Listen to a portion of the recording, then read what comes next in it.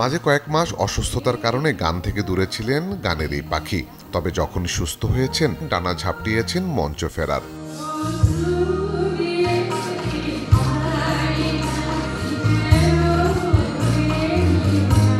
সম্প্রতি আবারও গানে ফিরেছেন জীবন্ত এই কিংবদন্তি। তবে গানে ফিরেই শিল্পীর কণ্ঠে শোনা গেল শিল্পীদের প্রতি রাষ্ট্রীয় উদাসীনতার আক্ষেপ। তার মতে বাংলাদেশে কখনো শিল্পীদের যথাযথ মূল্যায়ন হয়নি, এখনো হচ্ছে না।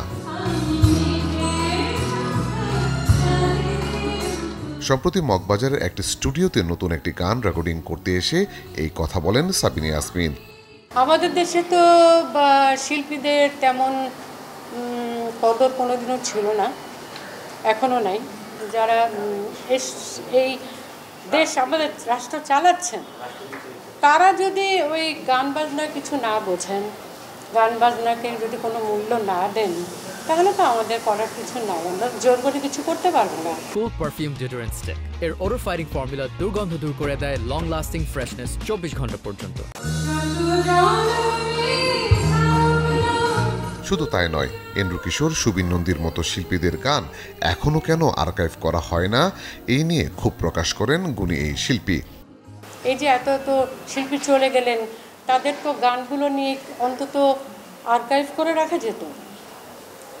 সুবীর নন্দী হোক, এন্ড্রু কিশোর হোক, পুরানো সবার কথা বাদই দিলাম, সে তো অনেক শিল্পীরা, তো এগুলো তো করার কথা কেউ চিন্তা করে না। এটা তো আর আমাদের পক্ষে কিছু করা সম্ভব না। তবে ব্যক্তিগতভাবে নিজের কোনো আক্ষেপ নেই বলে জানান সাবিনা ইয়াসমিন। তবে শিল্পীদের গানে রয়্যালিটি দেওয়ার ব্যাপারে বেশ জোর দেন এই গুণী শিল্পী। আমার সেরকম কোনো আক্ষেপ নাই, তবে আমার একটাই যেটা আক্ষেপ আমি সবসময় বলি, যে সেটা হচ্ছে যে এই যে আমরা এত এত গান গেয়েছি, হাজার হাজার হাজার হাজার গান সবাই গেয়েছি, কিন্তু আক্ষেপ একটাই যে এই আমাদের দেশে গানের কোনো রয়্যালটি নেই। রয়্যালটি থাকলে অনেক অনেক শিল্পী অনেক অনেক ভালো থাকতেন, অনেক শিল্পীর পরিবার অনেক ভালো থাকতেন। চলতি মাসের 4 তারিখ ছিল সাবিনা ইয়াসমিনের জন্মদিন। শিল্পীর জন্মদিন উপলক্ষে সংস্কৃতি বিষয়ক মন্ত্রণালয়ের উদ্যোগে রাষ্ট্রীয় সম্মাননা পান গানের জগতের এই উজ্জ্বল নক্ষত্র। আলী আফতাব, চ্যানেল 24, ঢাকা।